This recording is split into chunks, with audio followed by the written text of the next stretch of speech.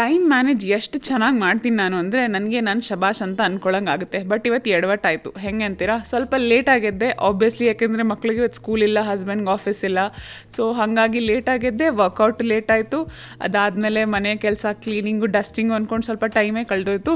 ಆಮೇಲೆ ಕ್ವಿಕ್ಕಾಗಿ ಬ್ರೇಕ್ಫಾಸ್ಟು ಮಾಡಬೇಕಾಗಿತ್ತು.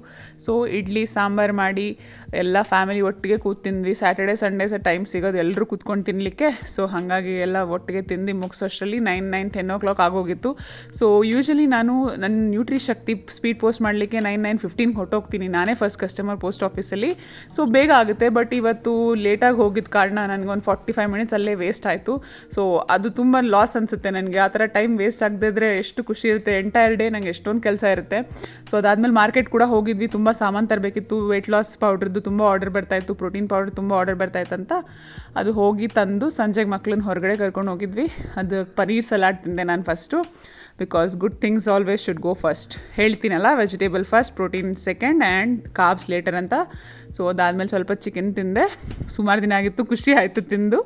ಮತ್ತು 10K ಸ್ಟೆಪ್ಸ್ ಕಂಪ್ಲೀಟ್ ಮಾಡಿದ್ದೆ. ನನ್ನ ವೀಡಿಯೋಸಿಂದ 1% ಮೋಟಿವೇಶನ್ ಸಿಕ್ಕಿದ್ರು ಫಾಲೋ ಮಾಡಿ, ನನ್ನ ಮೋಟಿವೇಟ್ ಮಾಡಿ. ಬಾಯ್.